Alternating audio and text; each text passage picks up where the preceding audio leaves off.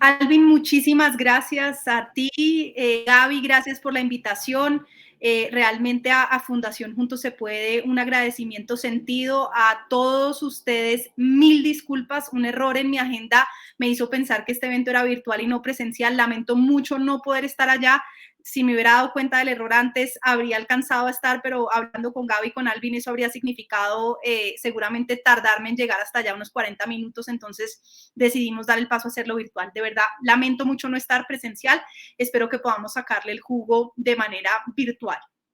Me voy a concentrar en el punto, digamos, de justicia transicional y de víctimas. Ese fue el punto en el que yo trabajé en el proceso de conversaciones de La Habana. Fue el punto más controversial. Cada uno de los otros puntos, desarrollo rural, participación política, el tema de solución al problema de las drogas, cada uno tardó 6 meses. Este punto nos tomó año y medio.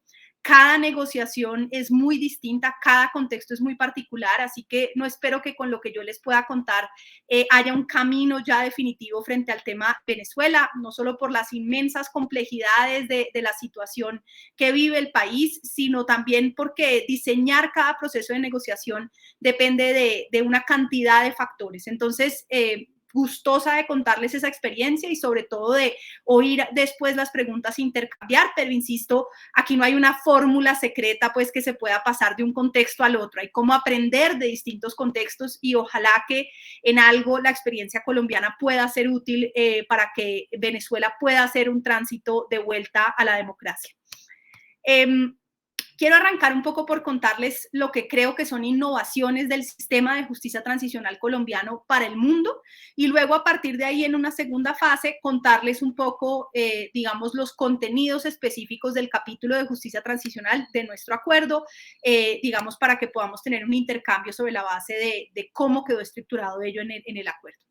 Lo primero, yo empecé a trabajar en Presidencia de la República durante el gobierno del presidente Santos desde 2010.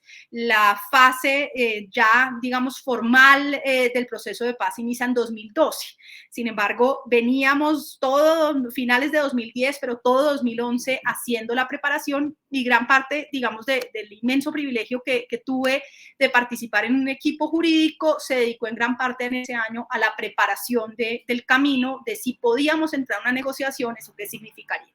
Y yo diría que la primera innovación fue que Colombia tomó la decisión de que de cara a sus obligaciones internacionales, particularmente el Estatuto de Roma, pero no solamente, toda la Convención Americana de Derechos Humanos, la jurisprudencia del sistema interamericano, pero también nuestras propias, digamos, decisiones, sobre todo de la Corte Constitucional y de la Corte Suprema de Justicia, pues nos mandaban, digamos, una señal de lo que es hoy claramente establecido como un deber del Estado de investigar, juzgar y sancionar por lo menos aquellos crímenes internacionales, crímenes de guerra, crímenes de lesa humanidad, incluso frente al sistema interamericano hay toda una discusión de si no solamente son crímenes internacionales, sino también graves violaciones a los derechos humanos, que en ningún caso, en varias de las sentencias de la Corte Interamericana se interpreta que en ningún caso podrían dejarse de perseguir. Entonces, la primera innovación colombiana fue que a diferencia de otros procesos de paz, en donde el arranque busca tratar de ver cómo se genera una amnistía general o cómo se hace un pacto de perdón y olvido,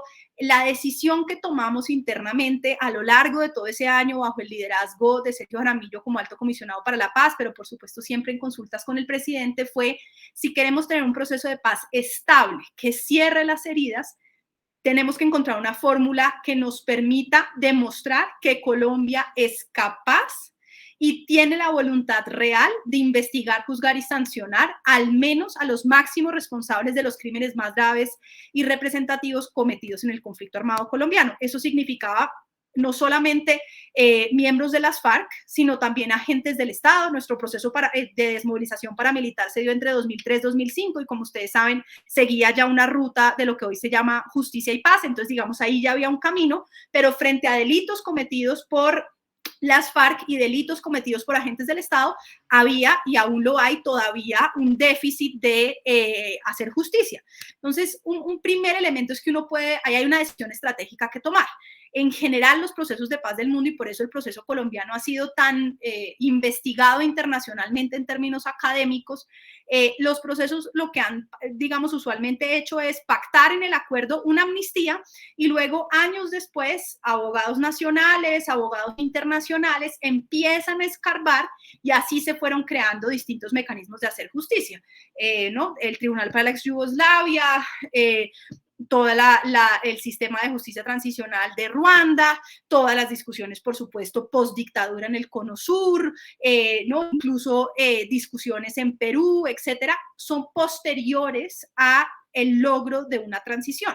En este caso en particular, en el caso colombiano, una transición del conflicto armado a la paz lograda por un acuerdo de paz que en vez de intercambiar impunidades dice hay que encontrar un mecanismo, ese mecanismo va a ser un mecanismo de justicia transicional, pero no podemos simplemente olvidarlo todo y perdonar todo porque la experiencia internacional e incluso nacional nos ha demostrado que esa herida no sana, que si uno no, digamos, indaga, si no establece responsabilidades, si no cuenta la verdad, eso se queda podrido adentro y más tarde que temprano se encona y termina explotando en otros tipos de violencias. Entonces esa fue una primera decisión. Que parece obvia, pero que es muy difícil y que no es común en la mayoría de estos procesos de negociación. Eso nos llevó a una segunda innovación y es que Colombia, que es un país muy legalista, yo tuve el inmenso privilegio de estar en 2017 visitando en varias oportunidades Caracas, tratando de apoyar desde el Instituto para las Transiciones Integrales algunos de los miembros de la oposición que estaban tratando de promover una negociación y pues no conozco suficientemente el país, pero creo que en algo compartimos esa tradición tan legalista, al menos que tiene Colombia. Colombia tomó la decisión, esta es una segunda innovación que se dio entre 2011 y 2012, de tratar de elevar esta discusión de justicia transicional a rango constitucional, de justicia transicional, perdón, a rango constitucional. Entre 2011 y 2012 pasamos una reforma en el Congreso que hoy se llama el Marco Jurídico para la Paz. Incluimos en la Constitución 2 artículos transitorios que sientan los principios generales que luego dieron pie a el acuerdo de paz en materia de justicia transicional.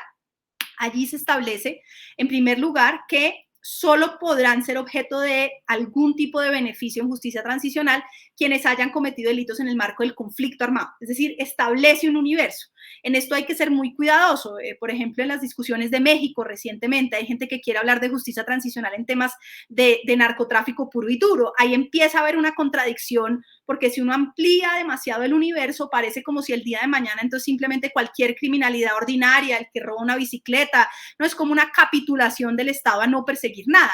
Aquí de lo que se trata es de establecer un balance entre cómo lograr la transición a la paz al tiempo que satisfacer los derechos de las víctimas y cumplir con los deberes del Estado, en particular de investigar, juzgar y sancionar. Entonces establece que el universo es el conflicto armado, señala que en el marco del fin del conflicto armado será posible, en aplicación del protocolo 2 adicional a los convenios de Ginebra, poder establecer tratamientos especiales en el marco de un sistema de justicia transicional, que cuando menos tendrá que concentrarse la acción penal en los máximos responsables de los crímenes más graves de todas las partes en el conflicto, es decir, reconoce que aquí no podemos mirar solo por un ojo y pretender que solo unos tengan responsabilidad, sino que de entrada esa reforma constitucional reconoció que todas las partes en el conflicto armado habían cometido crímenes graves, no entra en establecer quién más, quién menos, quién fue primero, quién fue después, pero sí reconoce que de todos los lados se han cometido crímenes y a partir de ahí señala que condicionado, y esto es muy importante, condicionado a reconocer responsabilidad, contribuir al esclarecimiento de la verdad, contribuir a reparar a las víctimas, garantizar que no se vuelve a delinquir, es decir, asegurar la no repetición de este tipo de criminalidad, puede haber unos tratamientos penales especiales que van para menos responsables, desde la posibilidad que está en nuestra Constitución de amnistías, de indultos, porque no cometieron los delitos más graves, hasta sanciones alternativas, digamos, deja abierta la posibilidad de distintos tipos de sanciones con miras a lograr una construcción de paz, pero garantiza en todo caso que esos máximos responsables tengan que ser perseguidos penalmente. Entonces, una segunda innovación fue eso, fue que abrimos ese espacio constitucional para poder tener las bases jurídicas previas a una negociación. Eso no siempre pasa, es bien raro en eso el caso colombiano, como les digo, es muestra de nuestro legalismo, es también muestra de que teníamos muchísima complejidad, teníamos sentencias de la Corte Constitucional, de la Corte Suprema, que venían cerrando mucho el espacio para un mecanismo de justicia transicional y por eso requeríamos dar ese paso de reforma a la Constitución. Una tercera innovación colombiana muy importante es que pues Colombia ha estado, hay quienes dicen que aún estamos, yo soy una firme creyente que una cosa es la violencia que hoy vivimos, compleja, difícil, pero que es distinto del conflicto armado, pero eso sin duda está en discusión en Colombia, pero por lo menos hemos estado en conflicto armado más de 50 años. Y a lo largo de ese conflicto armado, sobre todo en los últimos 20 años, en la medida en la que Colombia cada vez más fortalecía su capacidad institucional, empezó a investigar casos cometidos durante el conflicto armado, tanto por miembros de la entonces guerrilla de las FARC como por agentes del Estado. Y ese fue un mecanismo muy importante, porque contrario a muchos procesos de negociación en donde se llega a la discusión sobre posible impunidad o posibles amnistías de ciertos delitos, bajo la premisa de que si no se persiguen, quizás en el futuro la Corte Penal podría intervenir o quizás en el futuro una investigación nacional podría darse. Aquí ese coco no era el quizás en el futuro, era, señores comandantes de las FARC, hay contra ustedes más de 300 sentencias ya vigentes, ya procesadas por la justicia colombiana. Entonces, el hecho de no esperar hasta el final, sino ir avanzando en esas investigaciones a nivel local, fue muy importante. Hay que decir lo propio frente a agentes del Estado. Con los casos del fenómeno macabro conocido como falsos positivos en Colombia, pues gran parte de la decisión de miembros de la fuerza pública y sobre todo el liderazgo militar y civil dentro del Ministerio de Defensa en su momento de participar del sistema de justicia transicional fue reconocer que había miles de miembros de la fuerza pública investigados por casos de falsos positivos y que era en su mejor interés garantizar una salida de seguridad jurídica dentro del acuerdo de paz. Si esas investigaciones contra miembros de las FARC, contra miembros de agentes del Estado no hubiesen existido, seguramente no habría el incentivo para decir aquí tenemos que pactar un mecanismo de justicia transicional, sino que cada cual habría corrido el riesgo de, bueno, de pronto en el futuro aparece algo, veremos. El caso de Irlanda del Norte, por ejemplo, en eso es bien diciente. Muchos de los casos a las personas lo que se les dijo es, no, mejor salgan del país y no se resuelve una cosa de justicia transicional porque la posibilidad de persecución penal era todavía remota. Aquí estábamos hablando de condenas en firme y en muchos de los casos, pero en un gran cúmulo de casos, investigaciones en curso que significaban una amenaza real de que el problema jurídico había que resolver. Una cuarta innovación muy importante fue que tomamos la decisión de que las víctimas participaran directamente en la negociación. Ustedes habrán visto, hicimos a lo largo del segundo semestre de 2014 5 audiencias en la mesa de conversaciones. En cada una de ellas asistieron 12 víctimas. Tuvimos la participación de 60 víctimas, además del envío de propuestas. El proceso de conversaciones de La Habana tuvo distintos mecanismos de participación, el envío de propuestas de manera física o virtual. En total recibimos 68,000 propuestas ciudadanas. Aunque el proceso era en Cuba, se hicieron en Colombia foros públicos para recoger esas propuestas. En el caso del punto de víctimas se hicieron 4 foros territoriales con participación de víctimas de todos los actores. Allí participaron víctimas de las FARC, víctimas de agentes del Estado, víctimas del paramilitarismo. Y recibimos esas propuestas. La Fundación Unidas para la Paz las sistematizó para el gobierno colombiano en ese momento. Nosotros recibíamos como asesores técnicos toda esa información para poder incluir esos contenidos en el acuerdo. Propuestas muy importantes en términos de priorizar la reparación colectiva, en términos de garantizar que la Comisión de la Verdad tuviera un enfoque de género. Fueron propuestas que venían de esa participación ciudadana que fue fundamental. Y sin embargo, más allá, digamos, de esa participación más masiva, si se quiere, más cuantitativamente importante, yo creo que lo más significativo en términos cualitativos fueron esas audiencias en La Habana, donde las víctimas tenían distintas visiones. Hay víctimas, y eso pasa además a lo largo y ancho del país, hay víctimas que le ponen más énfasis a la verdad, hay víctimas que le ponen más énfasis a que se haya reparación, hay víctimas que le ponen más énfasis a que se haga justicia. Pero lo más interesante de esas sesiones fue que todas insistían que lo que más les importaba era que nadie más volviera a sufrir lo que ellas habían sufrido, por desaparición de sus familiares, por reclutamiento de familiares, por secuestro de familiares, por asesinato de familiares, en fin. Y yo creo que ese fue como digamos, un palangón moral que nos pusieron las víctimas en La Habana, a decir, a pesar de las dificultades en la negociación, a pesar de los obstáculos que enfrenten, no renuncien a lograr un acuerdo. Yo creo que eso fue supremamente importante, esa participación. Una quinta innovación en el proceso fue que se creó una comisión histórica del conflicto y sus víctimas durante la negociación. Las FARC insistía en que quería que empezara a ejecutarse partes del acuerdo durante la negociación, el proceso de negociación de La Habana, y de nuevo esto no es necesariamente aplicable en todos los procesos, pero en nuestro caso había un antecedente previo que fue el proceso de paz conocido como el proceso del Caguán a finales de los 90, liderado por el expresidente Pastrana, y en ese proceso, ambas partes, la guerrilla sin duda, pero también en parte el gobierno colombiano en ese momento, aprovecharon la negociación para fortalecerse y seguir peleando la guerra. Fueron famosos, tristemente famosos, los campos de concentración de secuestrados en medio de una zona de distensión en donde las fuerzas militares colombianas se habían retirado por orden presidencial y las FARC usa esos campamentos para fortalecerse, tener secuestrados, comerciar armas, etc. Ese antecedente hace que este proceso de negociaciones tuviera una regla muy clara de que no íbamos a empezar nada, se llamaba nada está acordado hasta que todo esté acordado, que no íbamos a empezar a implementar hasta que no hubiéramos logrado todo el acuerdo, porque si no, había un incentivo perverso a quedarse ahí sin tocar los puntos difíciles, particularmente para nosotros, en el caso de la delegación de gobierno, en ese momento era muy importante que las FARC sí se comprometieran a dejar las armas. Y si eso no se negociaba, no estábamos dispuestos a empezar a implementar otros componentes del acuerdo. Entonces, en ese escenario, las FARC insisten en que se creara desde el inicio una comisión de la verdad. Nosotros decimos no, como funciona con todas las otras partes del proceso, solo vamos a empezar a implementar cuando se firme el acuerdo de paz. Pero entrábamos en una lógica circular en donde nosotros les decíamos, miren, tienes todos estos procesos, son responsables de secuestro, de reclutamiento de menores, de plantar minas antipersona, y ellos nos decían, pero ustedes son responsables de haber creado el paramilitarismo, del genocidio de la UP, que fue un partido político resultante de acuerdos de paz de finales de los 80, comienzos de los 90, etcétera. Entonces, no, usted, como esto no tenía final porque nos echábamos culpas mutuamente.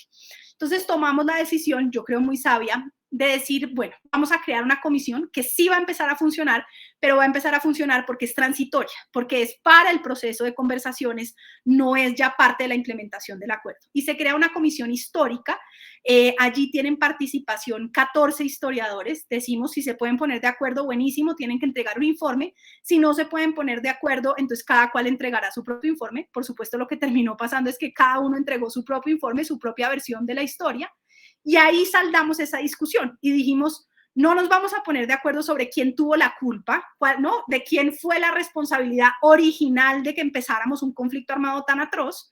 Lo único que podemos decir es que aquí hay distintas versiones sobre la historia y que todos coinciden en que lo que sí pasó a lo largo del conflicto es que aquí hubo atrocidades de lado y lado. Hubo ejecuciones extrajudiciales, hubo desapariciones, hubo masacres, hubo secuestro, hubo reclutamiento de menores, hubo plantación ilegal de minas antipersona que generaron efectos dramáticos en población civil y por eso todos tenemos que responder. Entonces, esa innovación de haber creado esa comisión histórica nos permitió salirnos de la discusión de quién tenía la responsabilidad por el origen del conflicto armado y pasar a una discusión mucho más constructiva sobre cómo hacer frente y cómo satisfacer los derechos de las víctimas que independientemente de quién tuvo la culpa original, pues habían resultado como efecto del conflicto armado. Una sexta innovación, y en eso entraré ahora más adelante cuando les cuente los contenidos específicos del acuerdo de paz en este capítulo del punto 5 de víctimas, fue señalar que nosotros íbamos a entender este punto sobre las víctimas como un punto integral, es decir, que no solamente, como les digo, las víctimas quieren muchas cosas, pero que no solamente uno podía escoger como mesa de negociación, nos vamos a concentrar solo en la reparación e ignoramos todo lo otro, o nos vamos a concentrar solo en la verdad e ignoramos todo lo otro, sino que un sistema robusto de justicia transicional tenía que hacer frente a los distintos derechos de las víctimas. Eso incluyó que en el acuerdo de paz se incluye una unidad extrajudicial de búsqueda de personas desaparecidas, una comisión de la verdad, se fortalecen los procesos de reparación colectiva y en general, digamos, se toman medidas para fortalecer la reparación administrativa en cabeza del Estado colombiano, pero además íbamos a tener un mecanismo de investigación, juzgamiento y sanción. Entonces, una sexta innovación es que entendíamos que para que el acuerdo pudiera, por un lado, satisfacer los derechos de las víctimas, por otro lado, dar garantías de seguridad jurídica para quienes habían cometido delitos en el conflicto armado, se comprometían a cesar cualquier violencia, requería este tipo de mecanismo integral y mucho más comprensivo. Luego, esa séptima innovación tiene que ver con algo que ya decía ahorita, que fue justamente decir, para poder investigar, juzgar y sancionar, vamos a crear un tribunal especial. La gente, eso fue objeto de mucha discusión y seguro ahorita en las preguntas podemos abordar ese tema, que por qué por fuera de la justicia ordinaria, que por qué no reconocer a los jueces colombianos, etcétera. La lógica en su momento, y yo creo aún vigente, fue muy interesante porque tanto las FARC en su momento como agentes del Estado, particularmente miembros de la fuerza pública, desconfiaban de las decisiones de la justicia ordinaria. Las FARC decía que había sido una forma más del Estado de combatirlos, la fuerza pública decía que eran jueces que no tenían en cuenta la realidad del conflicto armado y había paradójicamente un consenso de lado y lado de que necesitábamos algo especial, que entendiera que estaba juzgando un contexto no de criminalidad ordinaria común, sino unos delitos muy graves cometidos en el marco del conflicto armado. Y que eso que iba a ser ahí juzgado no era juzgado porque fuese menos grave, no, era lo más grave, pero era cometido en el marco de un contexto particular que, insisto, era el contexto de conflicto armado. Eso implicó crear, además por reforma constitucional, luego en la implementación del acuerdo, un tribunal especial por fuera de la justicia ordinaria, para todas las partes en el conflicto armado, que se concentra en la investigación, juzgamiento y sanción de los máximos responsables de los delitos más graves y representativos, pero resuelve a su vez la situación jurídica para aquellas personas que sin ser máximos responsables participaron en el conflicto armado. Una octava innovación fue establecer, y esto lo aprendimos mucho sobre todo del Tribunal para la Ex Yugoslavia, en su momento varios de los funcionarios, pero en particular de la oficina de la Fiscalía que estuvieron en Colombia, nos decían una de las cosas más graves del funcionamiento de un tribunal ad hoc, un tribunal internacional o mixto, híbrido, es que puede hacer toda la tarea de investigar, pero si al final la persona dice, así sea condenada, yo soy inocente, eso es tanto más victimizante para las víctimas como si no hubiera habido justicia. Porque aunque se le juzgue, si la persona sale de ahí, nadie puede forzar en un juicio a que el responsable diga que sí es culpable, sino que lo declaran culpable y la persona puede salir y decir que en todo caso es injusto y no es culpable, que esa motivación a no reconocer responsabilidad era supremamente victimizante y torpedeaba muchísimo el funcionamiento de un tribunal especial. A partir de esa experiencia, entre otras, creamos esta octava innovación que fue tener dos carriles, es decir, generar un mecanismo para incentivar el reconocimiento de responsabilidad, como resultado de ello ahorrar esfuerzos institucionales, pero además promover que más gente estuviera dispuesta a declararse efectivamente responsable. Entonces, el sistema de justicia transicional y en particular lo que se conoce hoy en día como la JEP, la Jurisdicción Especial de Paz, promueve el reconocimiento de responsabilidad. Quien, agente del Estado o exguerrillero, reconozca su responsabilidad tiene acceso a las sanciones más favorables. Quien no esté dispuesto a reconocer y se ha vencido en juicio tiene acceso a penas más gravosas. Ahora lo veremos en detalle, pero un poco se genera ese doble carril. Si usted está dispuesto a reconocer, listo, ahí hay un compromiso de abrir un poco el corazón y decir esto estuvo mal, y entonces tiene acceso a una sanción. Si usted no va a reconocer, si se va a ir con su honor hasta el final a decir que usted realmente era inocente y cualquier justificación que quiera hacer de la violencia, pues no va a tener acceso a las penas más reducidas. Una novena innovación que fue objeto de mucha controversia con la Fiscalía de la Corte Penal Internacional, pero que logramos defender y que a la fecha la Fiscalía de la Corte Penal Internacional ha reconocido como una alternativa posible, al menos porque esto pues se está implementando en este mismo instante, fue abrir un espacio para que incluso para máximos responsables de los crímenes más graves y representativos, quienes trazaron la política de secuestro, quienes trazaron la política o las prácticas de los llamados falsos positivos, pues si reconocen su responsabilidad, si contribuyen a la verdad, si contribuyen a la reparación, puedan tener una sanción alternativa, que es una sanción no carcelaria. Esto fue supremamente controversial porque varios decían, pues son los crímenes más graves, ¿cómo es posible que no vayan a la cárcel? Y algunos en derecho internacional alegaban que se exigía por vía del Estatuto de Roma que fuesen penas carcelarias. Pues logramos abrir un camino porque no es cierto que exista un estándar internacional de cómo debe ser la sanción. Lo que sí existe es el deber de investigar, el deber de juzgar y el deber de sancionar esos crímenes. Pero logramos decir que esa sanción, que es una sanción restrictiva de la libertad de 5 a 8 años, que las personas tienen que estar en un mismo lugar, lo que hemos dicho es que eso se parecerá más a una especie de colonia agrícola, no han empezado a cumplir sus sanciones, entonces tengo que decir que todavía qué es y qué no es, no se sabe exactamente.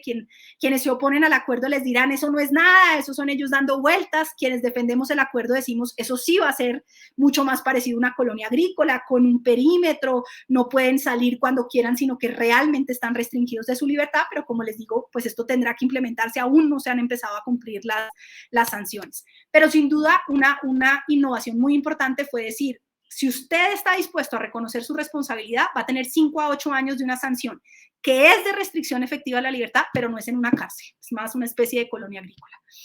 Ahora, si usted no reconoce responsabilidad, tendrá hasta 20 años de cárcel ordinaria, pura y dura. Esa fue una de las innovaciones.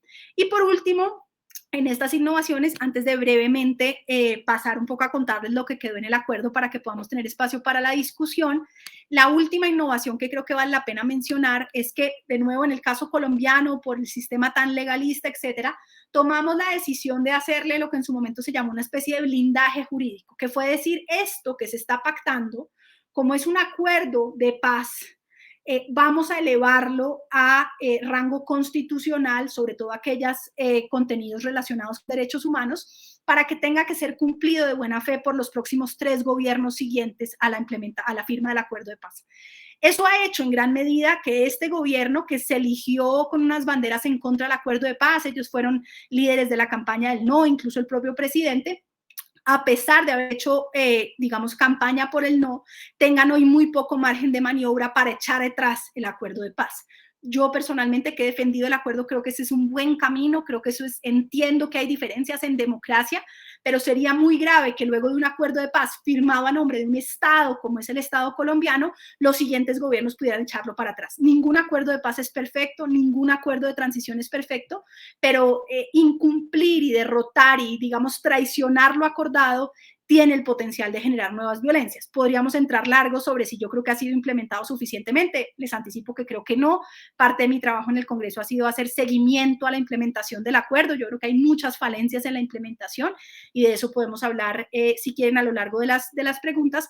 Pero sí creo, sin duda, que ese blindaje jurídico ha impedido que puedan simplemente rechazar el acuerdo de paz, porque estas disposiciones, sobre todo en materia de justicia transicional, quedaron ya, digamos, engranadas dentro de nuestra Constitución. Paso entonces brevemente, creo que tengo, sí, acá tengo cómo presentarles, les voy a mostrar brevemente un poco una presentación muy sencilla sobre un poco creo que acá debo poder, para que esto lo vean más grande, exacto, así. Una presentación muy sencilla sobre el acuerdo y lo que quedó contemplado para que ustedes puedan tener como una visión de qué quedó allí. Como les decía, es un acuerdo que busca crear un sistema integral. Ese sistema integral supone unas interrelaciones entre los componentes, unas relaciones en primer lugar de condicionalidad. Esta es la Jurisdicción Especial para la Paz, es el componente de investigación, juzgamiento y sanción, y ningún tratamiento penal especial que dé la jurisdicción, bien sea de amnistía, de indulto, de renuncia a la persecución penal, de una sanción especial de 5 a 8 años, o de una sanción especial de 2 a 5 años para personas que hayan participado pero que no fuesen los máximos responsables, etcétera. Ninguno de esos tratamientos penales especiales puede darse si no se verifica que se ha cumplido con las condiciones de los otros componentes del sistema, que la persona contribuye a la verdad en la comisión de la verdad, que ha contribuido a la reparación integral de las víctimas, que se ha comprometido con un nunca más a la violencia, que ha contribuido, si tuviera información al respecto, a encontrar los restos de personas desaparecidas. Y ese sistema, esas interrelaciones tienen objetivos en tensión. Por un lado, lo obvio, lograr el fin del conflicto armado. Si uno pudiera terminar el conflicto armado sin dar ninguna concesión en materia penal, pues sería maravilloso. Si uno les dice, bienvenidos, dejen las armas, pueden pasar a ejecutar sanciones de 60 años de cárcel y ellos aceptaran, eso sería ideal. Por supuesto, yo estaría de acuerdo. La premisa bajo la cual se construyó esta negociación, y yo a hoy sigo convencida de que es cierta, es que eso era imposible, que ellos no estaban dispuestos a irse 60 años a la cárcel y que la alternativa era seguirnos matando en un conflicto armado. La opción de una negociación es éticamente superior porque tiene la posibilidad de poner fin a la matanza, porque a cambio de dejar de matarnos, estamos dispuestos a hacer unas concesiones en torno a lo que serían, en otro contexto, 60 años de cárcel, y que aquí termina siendo esto más complejo, de una sanción más reducida, pero condicionada a contribuir a la satisfacción de los derechos de las víctimas, a que haya verdad, a que haya reconocimiento, a que se establezca la verdad de lo sucedido.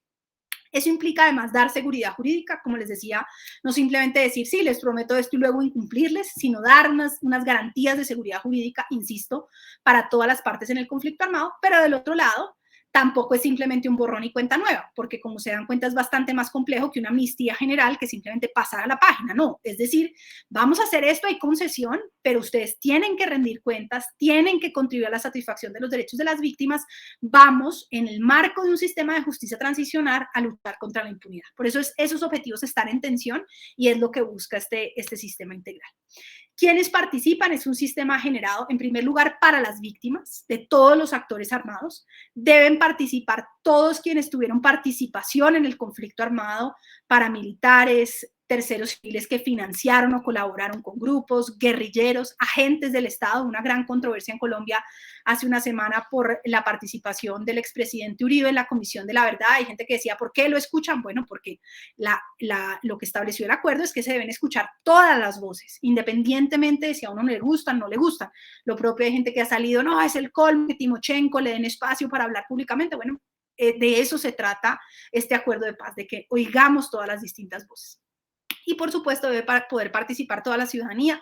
Parte del reto que tiene, en mi opinión, hoy Colombia es lograr enganchar a la ciudadanía en estos mecanismos, que no sea algo de expertos, ¿no? O de nicho, de gente que está pendiente, sino que realmente, como sucedió, por ejemplo, en Sudáfrica, la gente se conecte con lo que está pasando en la Comisión de la Verdad, que vea los reconocimientos. Hace tan solo una semana hubo reconocimientos de responsabilidad importantísimos de las FARC frente a crímenes cometidos en el Catatumbo. Eso pasa debajo del radar. Y esas son cosas muy importantes. Esas víctimas tienen la posibilidad por primera vez de que las FARC diga, sabe que esto nunca debió haber sucedido, fue gravísimo que tuviéramos esta política, y eso se va quedando por fuera del radar de la ciudadanía. Yo creo que eso tiene que pasar cada vez más y engancharse más con la ciudadanía. Ahora, una breve explicación de cada uno de los mecanismos del sistema. El primero, como les digo, es la Comisión para el Esclarecimiento de la Verdad, la Convivencia y la No Repetición. Tiene 11 comisionados, su presidente es el padre Francisco de Rú. Tiene por objetivo esclarecer lo sucedido en el conflicto armado, reconocer a las víctimas, promover espacios de reconocimiento de responsabilidad, generar espacios para que se oigan todas las distintas voces y que la sociedad colombiana pueda hacer catarsis. Tiene un mandato de 3 años que se vence ahora a finales de noviembre de este año. Ahí hay un reto muy grande que tenemos porque en el medio de la pandemia, de ciertas dificultades, el trabajo de la comisión todavía seguramente va a necesitar un poco más de tiempo y hay una controversia en este momento ante la Corte Constitucional para ver si es posible que se alargue un poco ese periodo. Hay propuestas de entre 1 año, 1 año y medio, casi 2 años para poder culminar su trabajo. Uno de los momentos, en mi opinión, más importantes de la comisión es no tanto el informe final, que tendrá que ser publicado a final de este año si no se cambia ese periodo, sino sobre todo la generación de esos espacios, que podamos oír las distintas voces, que pueda haber reconocimientos de responsabilidades, que la sociedad se pueda enganchar con lo sucedido. Esos, digamos, tiene el potencial, en mi opinión, de sanar, de que veamos, que nos pongamos en los zapatos de los otros, no para justificar quienes fueron violentos, sino para entender de dónde venían en los distintos sectores y que no pretendamos, digamos, tener prejuicios sobre distintos sectores. Tiene también, por supuesto, un inmenso potencial de que Colombia empatice con la gente que ha sufrido de manera directa como víctimas del conflicto armado, como víctimas de secuestro, como víctimas de desplazamiento, como víctimas de mina, como víctimas de reclutamiento, como víctimas de ejecuciones extrajudiciales, etc. Luego tenemos a la unidad de búsqueda de personas dadas por desaparecidas en el contexto y en razón del conflicto armado. Es una unidad completamente extrajudicial. Su objetivo es justamente buscar, ojalá en el mejor de los escenarios, a las personas vivas. Ha habido encuentros de algunas personas vivas, pero muy seguramente en la mayoría de los casos personas desaparecidas en el marco del conflicto armado. Su objetivo es buscar personas independientemente del delito cometido. Esto es muy importante. En general, lo que hemos encontrado en contextos comparados es que cuando uno solo concentra esa actividad de búsqueda en el marco de un proceso judicial por un delito en particular, hay menos incentivos de distintos sectores a colaborar con que sí se encuentren los restos. Hay sesgos de qué tipo de delito era. Si la persona era un combatiente, entonces no es desaparición forzada, pero puede seguramente ser una cantidad de sesgos judiciales que evitan que los familiares puedan tener acceso. Por eso esta unidad busca no solo a víctimas formalmente de desaparición forzada, sino también a combatientes que murieron en el marco del conflicto, bien sean soldados o guerrilleros y que quedaron enterrados en una fosa, o niños que fueron reclutados y en el marco del conflicto no se supo más de su paradero, seguramente murieron también en el marco de un combate, etcétera. Busca a todas esas personas independiente de la responsabilidad penal.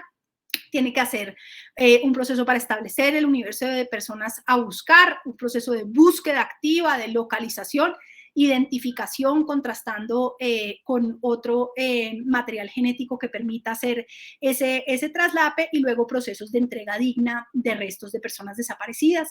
Es un proceso técnicamente muy complejo. A mí personalmente me preocupa el avance de la unidad de búsqueda. Yo creo que desafortunadamente va lento en una tarea que es titánica. Aún hoy ni siquiera tenemos claridad de ese universo de víctimas de desaparición o de personas desaparecidas a buscar. Luego, el acuerdo establece unas medidas para la reparación integral para la construcción de paz. Aquí vale la pena recordar que nosotros desde el 2011 creamos a través de la ley 1448 un programa administrativo de reparación de víctimas. Ya teníamos un primer programa creado por decreto desde el gobierno anterior que sembraba la semilla, pero esta ley, digamos, lo crece significativamente, entiende la reparación no solamente como indemnización, sino como los 5 componentes: restitución de tierras, rehabilitación psicosocial y física, satisfacción, es decir, medidas simbólicas, garantías de no repetición, además, por supuesto, indemnización. Y a partir de allí empezó un proceso de registro. Hoy Colombia tiene registradas más de 9 millones de víctimas. El Estado colombiano asume su reparación independientemente de si se ha aprobado o no judicialmente la responsabilidad. Hay un principio de buena fe de que si estuvo en un contexto de conflicto armado, una verificación muy somera, pues a partir de eso se registra la persona e inicia un proceso de reparación de víctimas. Es un proceso que todavía va muy lento, al que el ritmo al que vamos nos vamos a tardar más de 61 años solo con la indemnización, pero es sin duda un hito muy importante la creación de la ley de víctimas en Colombia. Lo que viene a hacer el acuerdo de paz entonces es tratar de fortalecer en el marco de la implementación del acuerdo de paz esa ley de víctimas, ese programa administrativo de reparación de víctimas. Señala entonces, en primer lugar, acciones concretas de contribución a la reparación, es decir, que quienes participaron en el conflicto contribuyan a la reparación de las víctimas con actos concretos, tanto de entrega material de bienes, de valores, como de pedidas públicas de perdón, de participar en la reconstrucción de vías, de escuelas, de puestos de salud que hayan sido deteriorados en el marco del conflicto armado. Porque, como les digo, la ley de víctimas pues pone en marcha un poco la jurisprudencia colombiana e internacional de que cuando el Estado por omisión no pudo proteger a la ciudadanía, tiene que reparar a las víctimas en el marco de delitos cometidos en el conflicto armado. Entonces, un poco hace esa, si se quiere, acto de reconocimiento de que igual las va a tener que reparar, y con un monto simbólico que es muy inferior al monto que recibirían después de un proceso judicial, pues garantiza esa indemnización. Entonces, la patica que hacía falta, muy importante, era, bueno, ¿y los responsables cómo contribuyen? En el acuerdo de paz se establece que deben contribuir. Contribuyen además a través de actos tempranos de reconocimiento de responsabilidad. Así se dio el reconocimiento de la masacre de Bojayá por parte de las FARC, el reconocimiento por parte del gobierno del genocidio de la UP. Tristemente, a lo largo de este gobierno ha cesado un poco esos actos de reconocimiento de responsabilidad. Ojalá se den más. Pero, digamos, hay algunos, sobre todo, como les digo ahora, en el marco de la Comisión de la Verdad, que se han venido dando.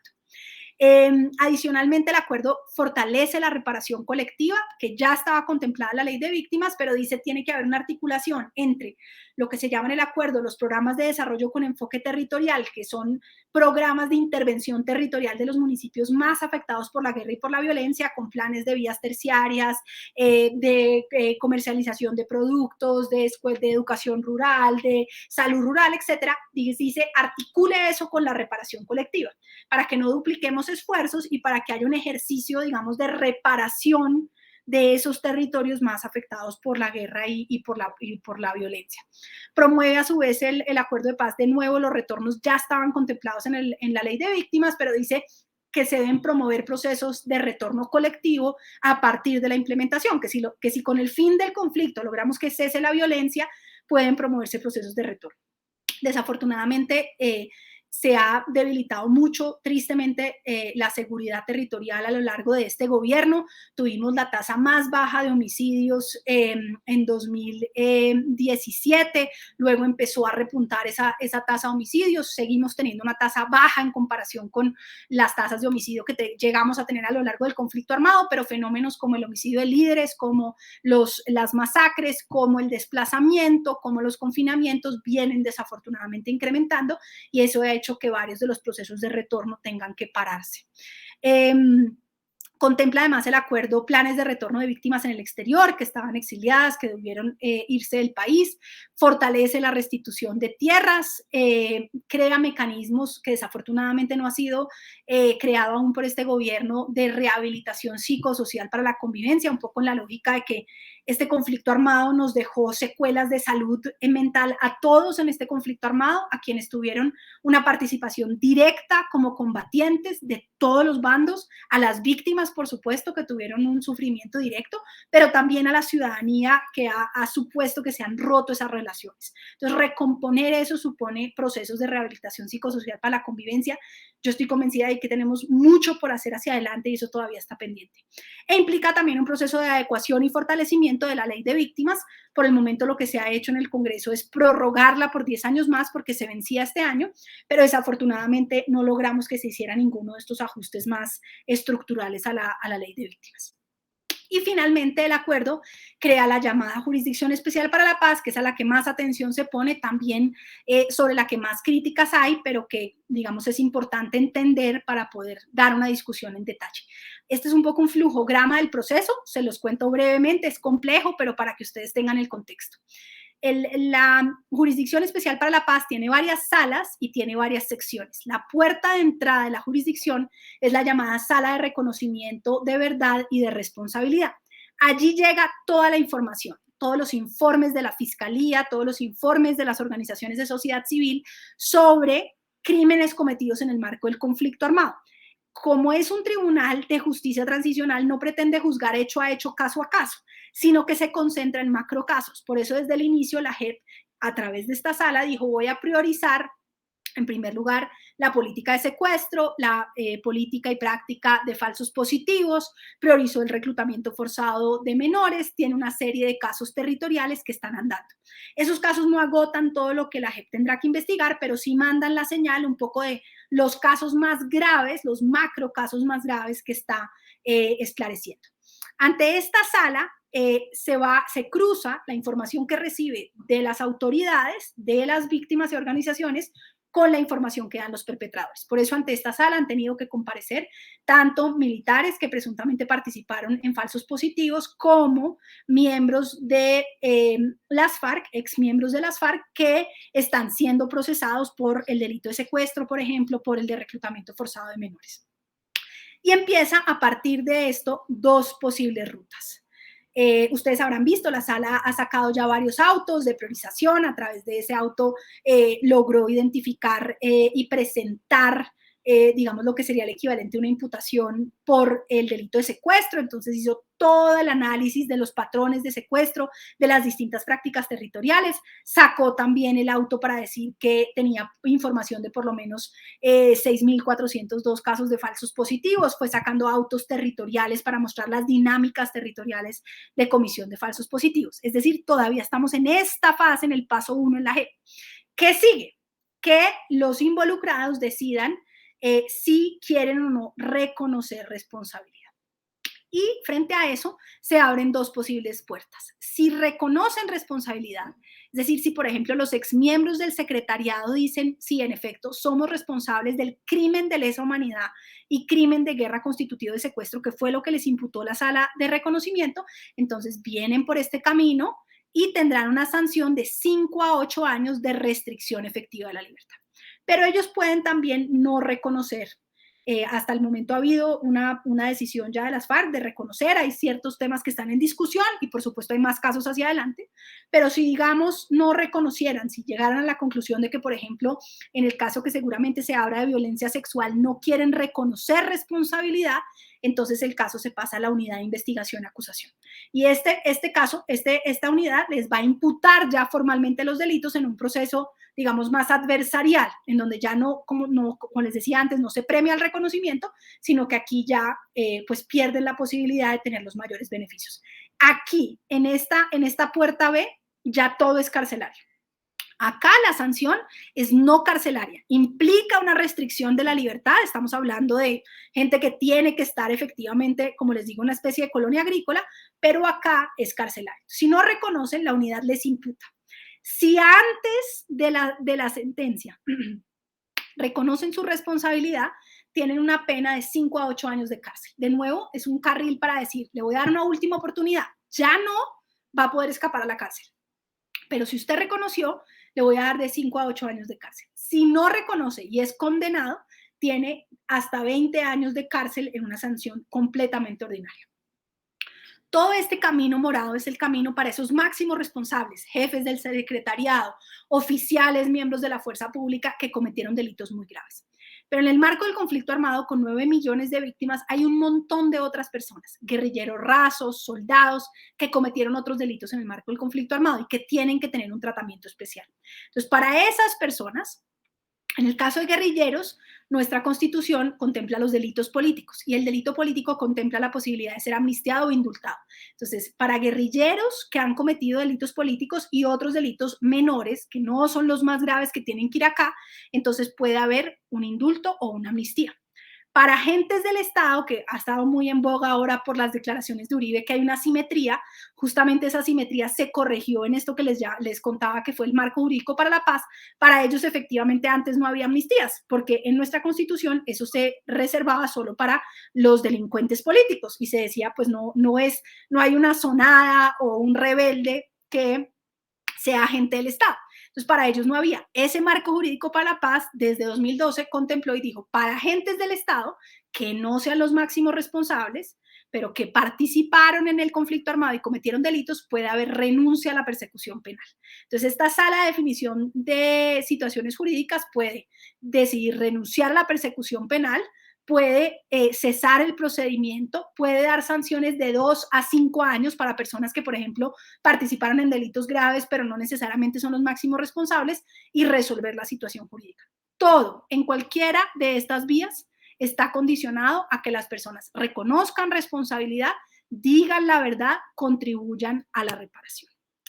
Eso es entonces a grandes rasgos un poco la explicación de qué creo yo que es novedoso del acuerdo de paz en materia de justicia transicional y qué contenidos específicos tiene. Como les digo, no aspiro de ninguna manera a que esto se pueda copiar directamente en distintos contextos. Sé que la complejidad del contexto venezolano, en donde se trata de una transición de una dictadura a la democracia, a diferencia de una transición como la nuestra del conflicto armado a la paz, pues la situación es mucho más compleja, requiere hacer un análisis específico del contexto. Si en algo esta información es útil, pues yo estoy segura que a todos nosotros como colombianos nos ayudaría y nos alegraría mucho poder contribuir. Me alegra este espacio, les reitero mis disculpas por no poder estar presencial, pero estoy a disposición. Tenemos de mi parte unos 20 minuticos para poder conversar, oír preguntas, comentarios y reacciones a esta presentación. Muchísimas gracias.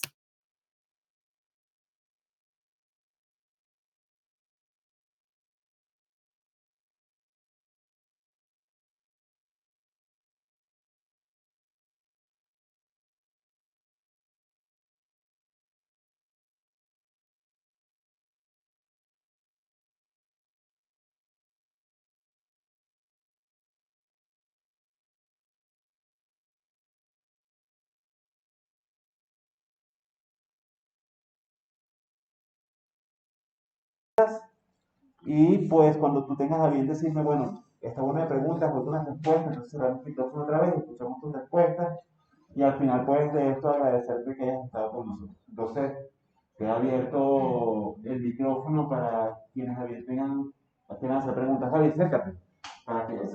Juanita, ¿me escuchas? Perfecto, Gaby. Vale, ¿cómo estás? Primero agradecerte por este espacio. Yo quería hacerte dos preguntas. Uno, decirte que en esta sala hay activistas sociales y políticos que hoy están en Colombia por razones de persecución política, por razones económicas de su familia, pero que este espacio que está comenzando en la Fundación Juntos se Puede, lo que quiere es tratar con la alianza de Hans Seider de empezar en el imaginario colectivo venezolano de entender la importancia de una justicia transicional en el proceso.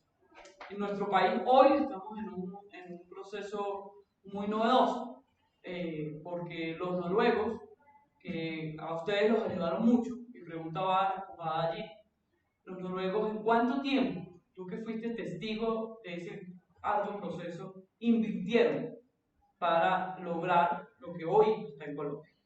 Porque hoy en nuestro país hay mucha ansiedad sobre este proceso donde los noruegos son actores fundamentales y hasta el sol de hoy pues, han avanzado muchísimo en comparación con otros procesos que se han intentado en nuestro país.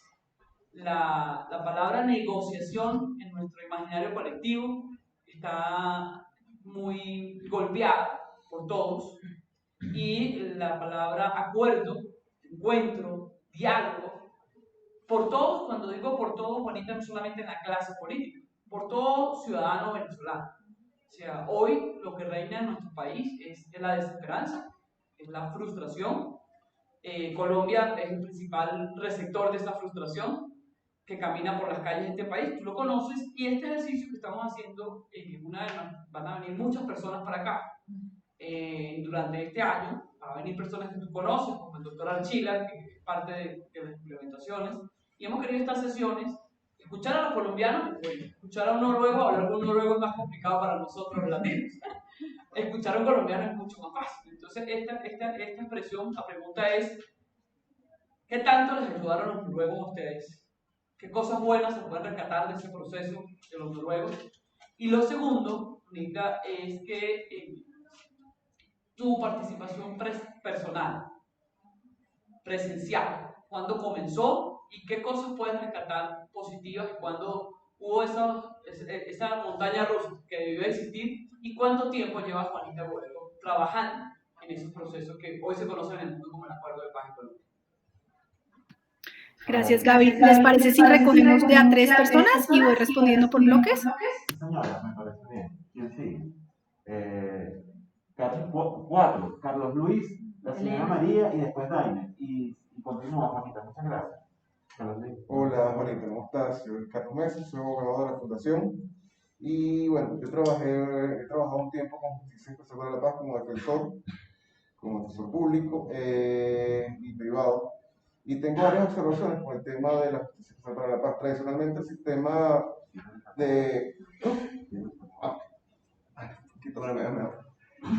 tradicionalmente el sistema penal retributivo colombiano se ha caracterizado por el sistema del derecho penal del enemigo. Digamos, el derecho penal del enemigo es el derecho que que aplica un Estado a esos supercriminales o terroristas en términos reducidos. ¿Tú consideras que ha sido una transición pacífica de la justicia retributiva, digamos, política criminal del enemigo, a la justicia restaurativa? Y mi segunda consideración es que si consideras que más allá del ejercicio épico que ha realizado, porque es una labor titánica que ha realizado la JEP, digamos, en este proceso de reconciliación, de búsqueda de la verdad, de no repetición y restauración, consideras que se ha magnificado mucho la presencia de los victimarios, principalmente de todos los actores del conflicto, con respecto a las víctimas, y se ha relegado a ellas a un rol a veces de mero observador. Gracias. Buenas, yo soy Elena Balbuena, del Partido Político Acción Democrática. Estoy acá por un problema político con la gente de mi país. la dictadura, pues. Y me veo obligada a venirme para acá para salvaguardar mi vida y mis derechos civiles. Mi pregunta es respecto a cómo organizaron las víctimas, qué canales se cubrieron y qué debió demostrar o llevar la víctima para ser reconocida como tal. Gracias, Elena. Dainer. Ok. Hola, representante, ¿cómo se encuentra? Mi nombre es Dainer Pariata. Yo tengo fundamentalmente dos preguntas.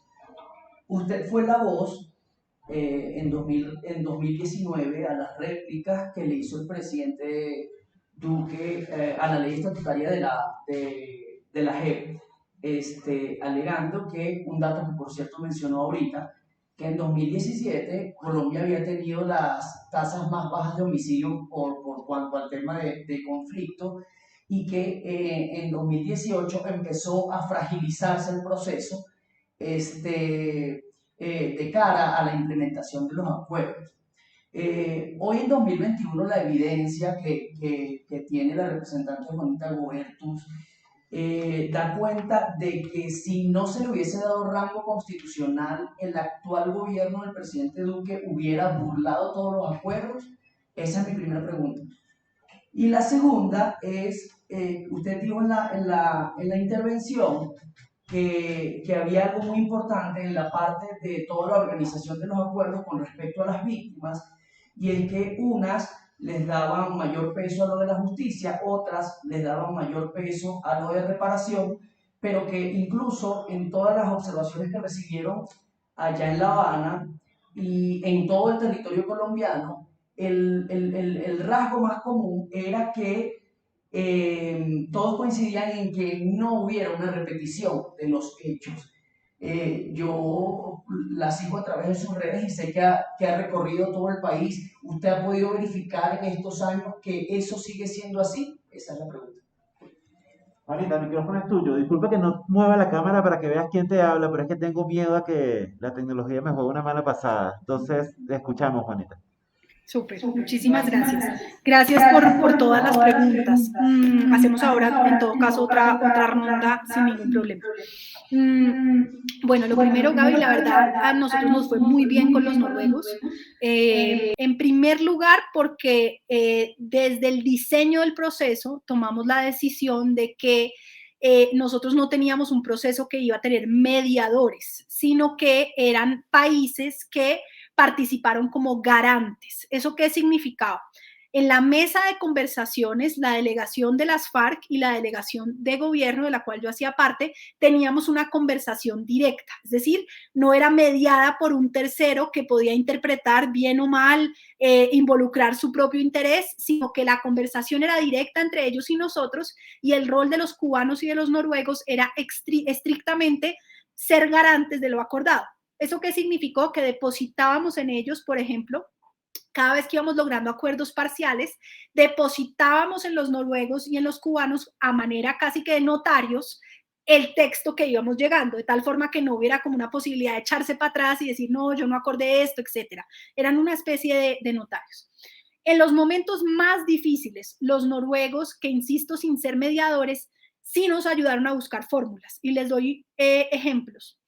Al cierre del punto 4, el punto sobre solución al problema de las drogas de uso ilícito, para nosotros, para la delegación de gobierno, era muy importante que las FARC reconociera que había participado en el negocio del narcotráfico y que tenía que renunciar al negocio del narcotráfico. Además, estábamos en época preelectoral, venía ya la reelección del presidente Santos, este era un caballito de batalla fundamental y para nosotros era muy importante que eso quedara plasmado. Las FARC eran muy renuentes y fueron los noruegos quienes buscaron la fórmula del texto que termina quedando, y es que las FARC renuncian a cualquier vínculo que en el marco de la rebelión hayan podido tener con el cultivo y la producción de drogas.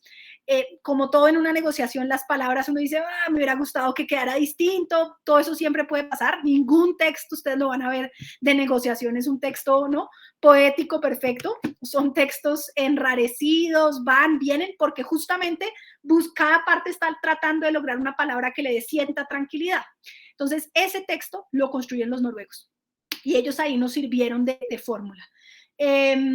fueron muy importantes en momentos de crisis. Cuando las FARC secuestran, nosotros tuvimos una negociación en donde dijimos que no iba a haber cese al fuego durante la negociación, porque sabíamos, como les dije antes, que a veces se había usado ese cese para fortalecer las partes. Entonces, nuestro mantra era, se negocia como si no hubiera conflicto y se pelea el conflicto como si no hubiera negociación, de tal forma que esos dos carriles seguían en paralelo. Eso hizo que las FARC durante la negociación, por primera vez en la historia, secuestraron a un general activo del ejército. Eso nunca había pasado, al general Alzate. Y eso, por supuesto, le dio un cimbronazo a la negociación, en un momento dado, cancelación del ciclo de negociación. Todos nuestros anteriores procesos de paz habían fracasado porque cada vez que había cualquier acto terrorista, se rompía la negociación. En esta fuimos mucho más realistas y dijimos, seguimos negociando en medio de la guerra, pero secuestro de un general es una cosa muy compleja, eso no pasa, ¿no?, desapercibido. Y fueron los noruegos los que gestionaron internamente con las FARC, entraron al lugar, había habido descoordinación entre distintos comandos de las FARC, logran rescatar al general secuestrado y el proceso puede seguir. Para estos temas, control de crisis, búsqueda de alternativas creativas y ser garantes imparciales del proceso, que no tomaron nunca partido, yo les puedo decir, los noruegos, hay gente sesgada en el mundo y uno lo nota, los noruegos fueron absolutamente imparciales en el proceso, nunca los vi tomando, digamos, partido ni por las FARC ni por nosotros en el gobierno, ellos reconocían que tenían que ser un ente completamente imparcial. Sobre mi experiencia, Gaby, yo empecé a trabajar en temas de paz y de conflicto armado desde muy joven, cuando estaba todavía en la universidad. Desde el 2005 empecé a trabajar en la Fundación Ideas para la Paz. Allí trabajé como asistente de investigación, primero como pasante y luego teniendo un poquito más de responsabilidad en temas de justicia y paz, que era el proceso contra los paramilitares. Ahí me fui metiendo en temas de justicia transicional. De ahí pasé al Ministerio de Defensa. Trabajé 3 años en el Ministerio de Defensa hasta el 2009. Quien después fue alto comisionado para la paz, Sergio Jaramillo, era en su momento viceministro de Defensa y pude trabajar con él dentro del ministerio 3 años en temas de política de derechos humanos. Justamente nos tocó todo el fenómeno de los falsos positivos, hicimos todas las reformas institucionales internas para poder sacar a los oficiales que estaban involucrados en esos hechos, para garantizar que cambiábamos la manera de evaluar resultados operacionales. Había una política nefasta que incentivaba las bajas en combate, se cambió eso a que se promoviera la desmovilización en vez de las muertes en combate, se produjeron reglas de enfrentamiento, manual de derecho operacional, etc. Ahí me fui un año por fuera a hacer mi maestría, regresé a trabajar en presidencia ya con el presidente Santos elegido como presidente y trabajé entre el 2010 y el 2016 en la Presidencia de la República, primero en la Oficina del Alto Asesor de Seguridad Nacional, en todo el proceso, por ejemplo, de resolver la desmovilización paramilitar. Habían quedado miles de paramilitares sin su situación jurídica resuelta, entonces muy metida en entender cuál era la situación jurídica de los paramilitares, cómo podían contribuir a la verdad, a la reparación, etcétera. Y luego ya propiamente, digamos, sobre todo formalmente a partir de 2012, involucrada ya en la oficina del Alto Comisionado para la Paz, como miembro del equipo de gobierno en el grupo de justicia transicional. Viví prácticamente en La Habana durante 1 año y medio, durante la negociación del punto 5 de víctimas, y terminé mi trabajo en 2016, ya cuando se había firmado el acuerdo final. Ahí dejé de trabajar ahí, me fui a trabajar a un instituto que se llama el Instituto para Transiciones Integrales, donde tuve la oportunidad, como les contaba, de visitar Venezuela, tratando de buscar alternativas de cómo fortalecer la capacidad de la oposición de poder enganchar en una negociación seria que permitiera una transición hacia la democracia. Bueno, sobre la tercera pregunta, de justicia retributiva restaurativa. Es un proceso muy difícil.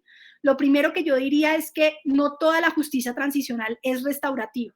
La justicia transicional mezcla componentes retributivos y componentes restaurativos.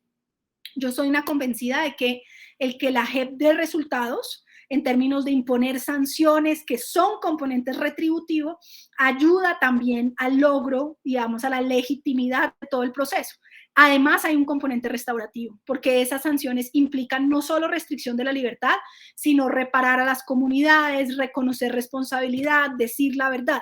Pero el componente restributivo está ahí y es muy importante, y yo creo que le hace mucho daño a la justicia transicional quienes pretenden que la justicia transicional sea solo restaurativo y que elimine el componente retributivo, porque como les digo, hay muchas víctimas que también quieren retribución, que quieren que se haga justicia. No va a ser la justicia de los 60 años de cárcel, pero tampoco es ausencia absoluta de justicia. Es por fin una sentencia que diga que claro que el secretariado de las FARC es responsable del crimen de lesa humanidad de haber montado una política de secuestro. Es retributivo que por fin haya una sentencia que condene a generales por la política y práctica de ejecuciones extrajudiciales. Eso es muy importante, creo yo, en términos de retribución, pero sin duda, pues mucho de lo que vimos entre el sí y el no fue como esa pulsión de una visión más retributiva de la justicia versus una visión más restaurativa de la justicia. Yo diría que la vida real y a lo que deberíamos aspirar está un poco en la mitad. Componentes retributivos y componentes restaurativos, que es un poco a lo que le apunta este sistema integral. Bueno, muy importante si ha habido como una forma de magnificar la presencia de los victimarios o perpetradores en el sistema integral versus las víctimas.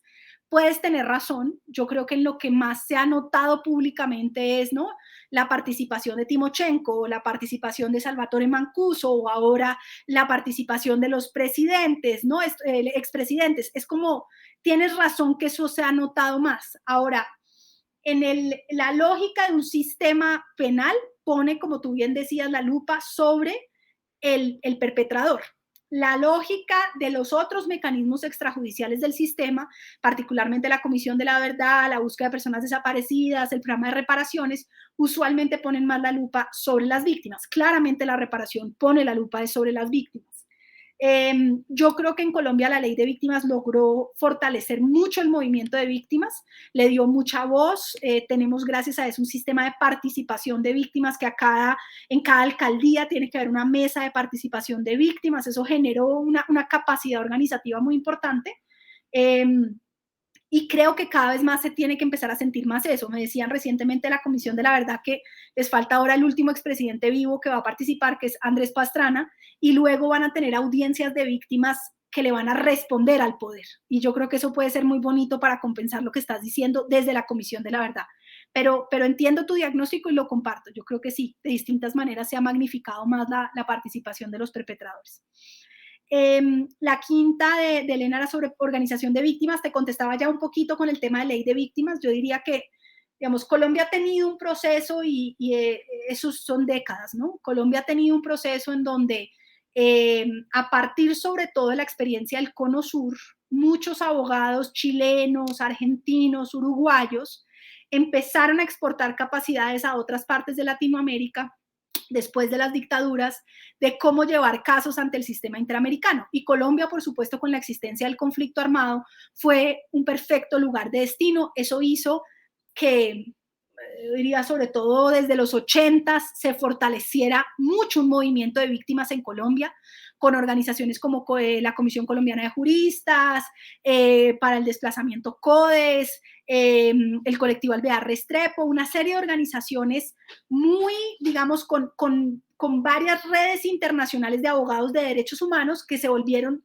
súper expertas en litigio internacional, sobre todo ante el sistema interamericano, y fueron fortaleciendo redes de víctimas. Eso permitió que el movimiento de víctimas en Colombia tuviera una fuerza organizativa muy importante en las víctimas de agentes del Estado, víctimas de Estado, una de las más famosas hoy en día es Móvice, víctimas de crímenes de Estado, y de víctimas de paramilitarismo, en parte por tendencias ideológicas, porque estas organizaciones llevaban ese tipo de casos, etc. Mucho menos capacidad organizativa de las víctimas de las guerrillas, paradójicamente. Y eso ha generado un desbalance en Colombia. Solo a raíz un poco del plebiscito, del proceso de paz, empezaron a organizarse la Federación de Víctimas de las FARC, la Corporación Rosa Blanca, todavía movimientos más incipientes de víctimas que hasta ahora están empezando un proceso más organizativo y ojalá desligándose digamos, de finalidades netamente electorales o políticas, que también es una manera de contaminar el movimiento de víctimas, ¿no? Entonces ha habido un poco ese proceso desigual, pero sin duda de larga data de organización. Eso se ve potenciado con la ley de víctimas, que como explicaba, les da asiento, le da lugar de participación. La ley de víctimas financia la participación de víctimas, entonces le hace talleres de capacitación, de fortalecimiento de liderazgos, tienen procesos electorales entre las víctimas para escoger a sus representantes en mesas municipales, mesas departamentales, la Mesa Nacional de Víctimas, y eso desde 2011 fortalece su capacidad.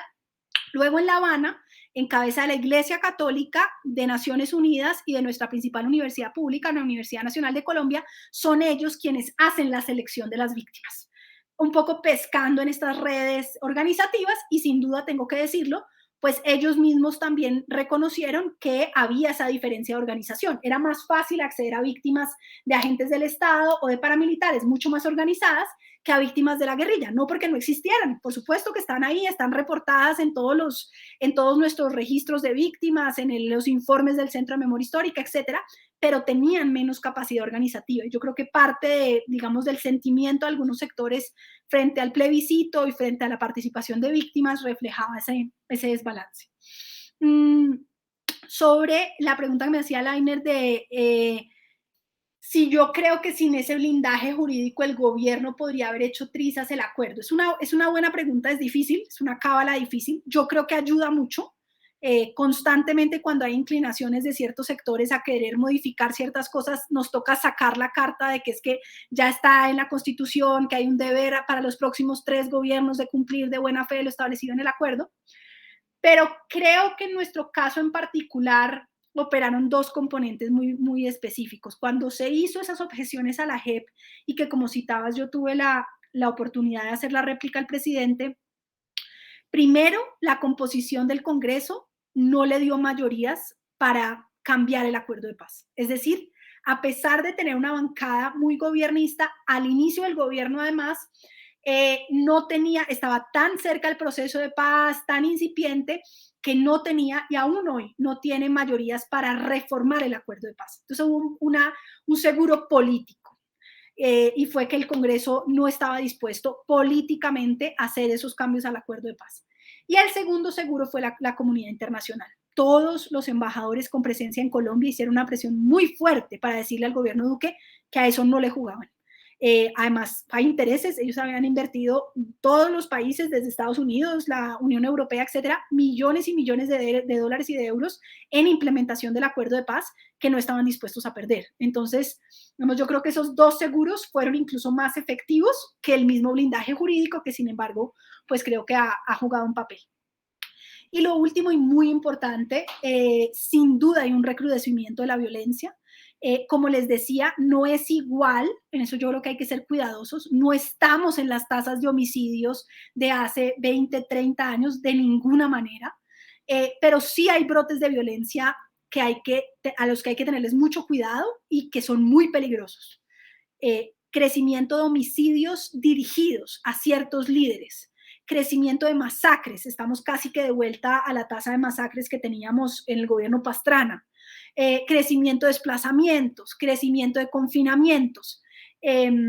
No es todavía, y yo creo que en eso hay que ser muy cuidadoso porque también el alarmismo tampoco puede ser buen consejero, no es que nos devolvimos al peor momento del conflicto armado, eso tampoco es cierto en términos de los datos. Ha habido un efecto positivo de que 13.000 excombatientes de las FARC dejaran las armas. Bajo los propios datos del gobierno Duque, el 94% de ellos está cumpliendo con su proceso de reincorporación. Y eso es muy importante en términos de darle tranquilidad a los territorios. Es cierto del otro lado que esos territorios que abandonaron las FARC no fueron rápidamente copados por la fuerza pública.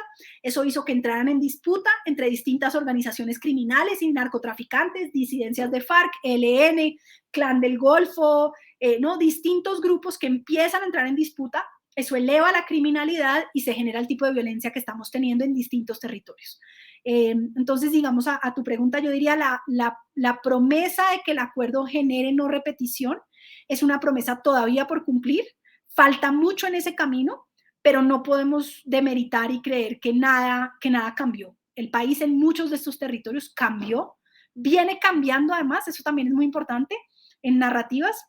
No es que el acuerdo simplemente cambió, es que Colombia viene en un proceso de los últimos 25 años sumado de un proceso de fortalecimiento de nuestra capacidad de tener una política de seguridad que fuerza a las FARC a ir a un proceso de negociación, que logra la desmovilización de las FARC y que inicia un proceso de implementación. Esa suma de pasos es lo que hoy nos tiene en unas condiciones de seguridad mucho mejores que las del peor momento del conflicto armado, un poco menos buenas que las que tuvimos hacia 2017. Y es hacia allá, hacia donde tenemos que caminar. Y yo estoy convencida de que es la implementación del acuerdo de paz la que nos puede llevar allá. Me extendí yo mucho más respondiendo las preguntas y ahora estoy muy corta de tiempo. Les propongo rápidamente, máximo 1 o 2 preguntas y con eso alcanzo a cerrar. Mil disculpas por tener que correr. Tenemos por lo menos una más. Hola, representante, ¿cómo estás? Simón Gamboa, venezolano, y en estos momentos en Colombia, soy colombiano por herencia. Mi pregunta es, muy interesante toda la información, rescato muchas de las cosas que usted ha dicho. Yo quiero ser uno de los promotores de la conciliación en mi país, y lo que me causa todavía curiosidad es por qué todos estos procesos se llevaron en La Habana. ¿Hubo alguna iniciativa por parte del gobierno de Cuba en que esta resolución de conflicto se diera en Colombia, ya que para nosotros La Habana sigue siendo un interlocutor y un incidente en la política venezolana, y consideramos que son los que sostienen la crisis en Venezuela? Muchas gracias. Yo tengo una pregunta. Tú tienes una pregunta, ¿sí? Representante, buenas tardes. Hablando de La Habana, yo quería preguntar, ¿qué papel jugó Nicolás Maduro en este acuerdo de negociación? No hay más preguntas, Juanita, y más que una, de mi parte una pregunta, pedirte un mensaje para los venezolanos o que estamos aquí en Colombia o que estamos en Venezuela, digamos, padeciendo la dictadura, un mensaje que nos pueda permitir mirar que hay futuros posibles diferentes a los de la guerra, ¿no? Súper, de verdad que nuevamente 1.000.000 de gracias por este espacio. Bueno, muy importantes las tres. La Habana, como les decía, para nosotros era muy importante garantizar que la negociación fuera fuera de Colombia, porque nuestra anterior experiencia, que había sido el proceso de negociaciones del Caguán, había implicado despejar un territorio, sacar a las fuerzas militares para conducir allá la negociación. ¿Por qué? Pues porque todas estas personas de las FARC tenían órdenes de captura. Entonces eran personas que pues estaban obviamente de manera clandestina en distintos lugares, algunos incluso en Venezuela, como sabemos, Ecuador, en territorios de muy difícil acceso en Colombia, que si abríamos un espacio, o tenían que capturarlos o teníamos que generar un espacio donde no participara ni la rama judicial ni la fuerza pública, y eso había generado incentivos muy perversos. Por eso, como les digo, nuestra regla fue: no, señores, si ustedes quieren esto, lo hacemos por fuera, pero allá en Colombia seguimos peleando la guerra. Yo no tengo duda de que nunca se había logrado un proceso de paz en Colombia si no se hubiera fortalecido previamente la capacidad de seguridad del Estado. Si las FARC creían que se iban a poder tomar el poder por las armas y tenían algún chance de lograrlo, nunca habría sido posible la negociación. Fue gracias a que se vieron debilitados que estuvieron dispuestos a entrar en una negociación. Entonces, hacerlo fuera de Colombia era muy importante. Y una vez uno empieza a hacer esa búsqueda, no hay muchos países donde uno pueda llevar una negociación con personas que tienen circulares rojas de Interpol y están perseguidas por crímenes internacionales. Volviendo a la pregunta de Noruega, por ejemplo, Noruega nos decía: con mucho gusto soy garante, pero aquí no pueden traer a estos señores, porque nuestra rama judicial es autónoma y los puede capturar en cualquier segundo. Cuando se hizo la instalación en Oslo, ustedes habrán visto, fue una cosa en la que termina el evento e inmediatamente los mandan de vuelta a Colombia, a La Habana, en un vuelo, porque la posibilidad de que entrara una orden de captura era real. Entonces, cualquier país que sea una democracia y que tenga independencia judicial es un mal lugar para una negociación, porque ahí va a operar la rama judicial, va a hacer órdenes de captura y va a capturar a los negociadores, si estamos hablando de gente que cometió delitos graves y que está perseguida, en este caso en particular, incluso con circulares rojas de Interpol. Entonces casi que nos quedaba Corea del Norte o La Habana. Y pues ahí, digamos, la única posibilidad era Venezuela. No era una posibilidad porque para nosotros implicaba un territorio que ellos controlaban, difícil, ¿no? Mucho más amplio, mientras que La Habana era una cosa mucho más concreta, un contexto internacional muy importante. Recordemos que bajo gobierno Obama, La Habana entró en Cuba entró en ese proceso de negociación y quería mostrarse ante Estados Unidos como que no albergaba terroristas, sino como un país que contribuía a una negociación. Entonces ellos además tenían un incentivo a poder tener una salida digna para decir, mire cómo yo, independientemente de todas las diferencias que podamos tener con el régimen cubano, puedo contribuir a una salida negociada a un conflicto armado. Y fue muy importante esa carta frente a los cubanos, de Cuba hacia Estados Unidos. Entonces, por eso La Habana. Era cerca, era aislado, nos permitía tener conversaciones reservadas. Una de las cosas más importantes en una negociación es que las negociaciones tienen que ser cerradas. Cuando ustedes hacen conversaciones que son completamente públicas, cada cual le habla con más vehemencia a su lado más radical. Si yo estoy en una negociación es porque voy a ceder en algo. Uno no impone en una negociación. Cada parte en una negociación está dispuesta a ceder un poquito. Cuando yo estoy en un micrófono, yo hablo a la gente más radical. La Habana permitía un espacio verdaderamente reservado. En cualquier democracia, medios de comunicación, libertad de prensa, etc. Es una de las paradojas de cómo tener espacios de negociación cuando estás hablando con personas que han cometido crímenes muy graves. Maduro, yo digamos iría 2 pasos atrás. Chávez fue importante en esta negociación. Chávez, con todos los crímenes, en fin, persuadió a las FARC de que ellos debían dejar la lucha armada. Y este es un aporte muy importante a este proceso, porque los convenció de que ellos podían participar en democracia en vez de seguir insistiendo en tomarse el poder por las armas. Y yo creo que eso fue importante.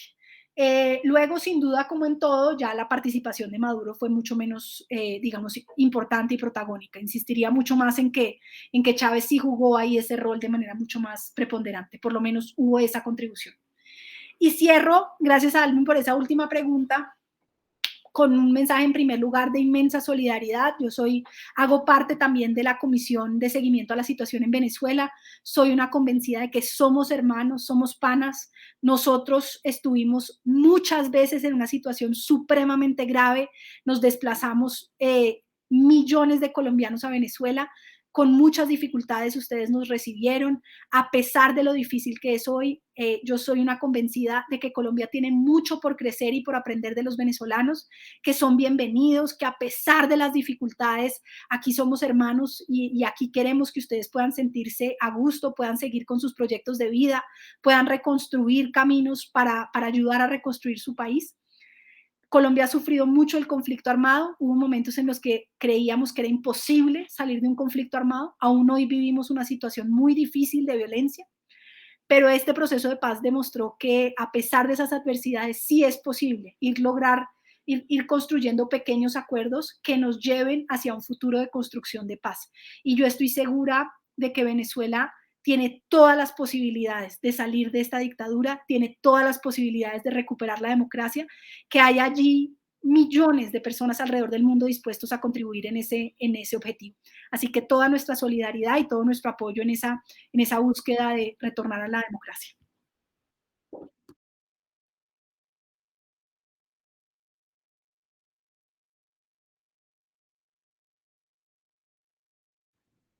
Muchas gracias, muy buena tarde.